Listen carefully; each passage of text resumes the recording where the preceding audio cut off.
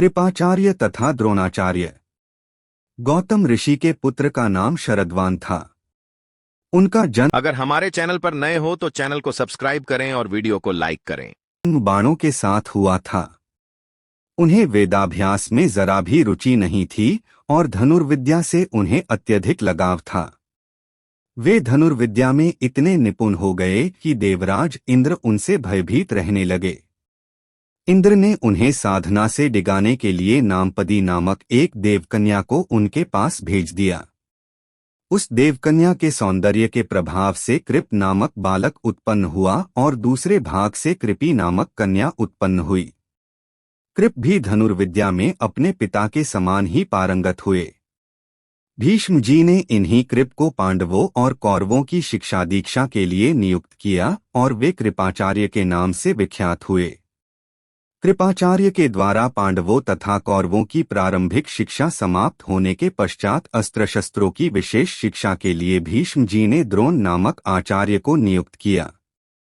द्रोण के साथ प्रशत नामक राजा के पुत्र द्रुपद भी शिक्षा प्राप्त कर रहे थे तथा दोनों में प्रगाढ़ मैत्री हो गई। उन्हीं दिनों परशुराम अपनी समस्त संपत्ति को ब्राह्मणों में दान करके महेंद्राचल पर्वत पर तप कर रहे थे। एक बार द्रोण उनके पास पहुंचे और उनसे दान देने का अनुरोध किया। इस पर परशुराम बोले, वत्स तुम विलंब से आए हो, मैंने तो अपना सब कुछ पहले से ही ब्राह्मणों को दान में दे डाला है। अब मेरे पास केवल अस्त्र शस्त्र ही शेष बचे हैं। तुम चाहो तो उन्हें दान में ले सकते हो। द्रोण यही तो चाहते थे। उन्होंने कहा, हे गुरुदेव, आपके अस्त्र शस्त्र प्राप्त करके मुझे अत्यधिक प्रसन्नता होगी, किंतु आपको मुझे इन अस्त्र शस्त्रों की शिक्षा दीक्षा देनी होगी तथा विधि विधान भी बताना होगा। इस प्रकार परशुराम के शिष्य बनकर द्रोण अस्त्र शस्त्रादि सहित समस्त विद्याओं के अभूतपूर्व ज्ञाता हो गए। शिक्षा प्राप्त करने के पश्चात द्रोण का विवाह कृपाचार्य की बहन कृपी के साथ हो गया। कृपी से उनका एक पुत्र हुआ। उनके उस पुत्र के मुख से जन्म के समय अश्व की ध्वनि निकली, इसलिए उसका नाम अश्वत्थामा रखा गया। किसी प्रकार का राजाश्रय प्राप्त न होने के कारण द्रोण अपनी पत्नी कृपी तथा पुत्र अश्वत्थामा के साथ निर्धनता के साथ रह रहे थे। एक दिन उनका पुत्र अश्वत्थामा दूध पीने के लिए मचल उठा, किंतु अपनी निर्धनता के कारण द्रोण पुत्र के लिए गाय के दूध की व्यवस्था न कर सके।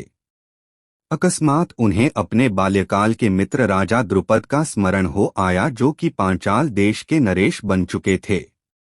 द्रोण ने द्रुपद के पास जाकर कहा, मित्र, मैं तुम्हारा सहपाठी रह चुका हूँ। मुझे दूध के लिए एक गाय की आवश्यकता है और तुमसे सहायता प्राप्त करने की अभिलाषा लेकर मैं तुम्हारे पास आया हूँ। इस पर द्रुपद अपनी पुरानी मित्रता को भूलकर तथा स्वयं के नरेश होने के अहंकार के वश में आकर द्रोण पर बिगड़ उठे और कहा, तुम्हें मुझको अपना मित्र बताते हुए लज्जा नहीं आती? मित्रता केवल समान वर्ग के लोगों में होती है, तुम जैसे निर्धन और मुझ जैसे राजा में नहीं। अपमानित होकर द्रोण वहां से लौट आए और कृपाचार्य के घर गुप्त रूप से रहने लगे।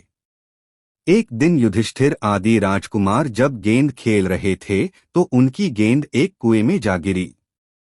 उधर से गुजरते हुए द्रोण से राजकुमारों ने गेंद को कुएं से निकालने लिए सहायता मांगी।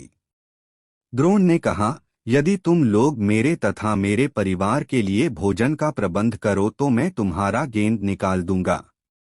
युधिष्ठिर बोले, देव, यदि हमारे पितामह की अनुमति होगी तो आप सदा के लिए भोजन पा सकेंगे।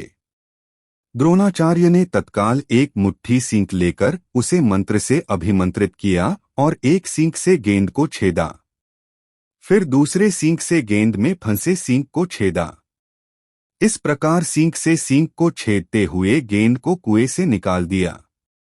इस अद्भुत प्रयोग के विषय में तथा द्रोण के समस्त विषयों में प्रकांड पंडित होने के विषय में ज्ञात होने पर भीष्म पितामह ने उन्हें राजकुमारों के उच्च शिक्षा के नियुक्त कर राजाश्रय में ले लिया और वे द्रोणाचार्य के नाम से विख्यात हुए।